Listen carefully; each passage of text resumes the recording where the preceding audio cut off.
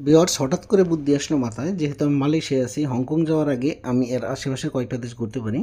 তো আমি চিন্তা করে দেখলাম আমি কম্বোডিয়া এবং থাইল্যান্ড যাব। থাইল্যান্ডে যেহেতু আমার ই ভিসা এবং কম্বোডিয়াও আমি ই ভিসা নিতে পারি, বাট আমি দেখলাম যে থাইল্যান্ডটা আমি ফিজিক্যালি প্রেজেন্ট হয়ে আপনার স্টিকার ভিসা নিতে পারতেছি না, এটা ই ভিসা সিস্টেম।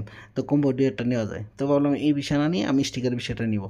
তো আপনি কেএল শহরে যেখানেই থাকেন, এখান থেকে ট্যাক্সি নিয়ে মানে আপনি মসজিদ জামেক বা বাংলা মার্কেট যেখানেই থাকেন, তো আপনি ট্যাক্সি নিয়ে এখান থেকে 10-15 রিঙ্গিতের মধ্যে হয়ে যাবে।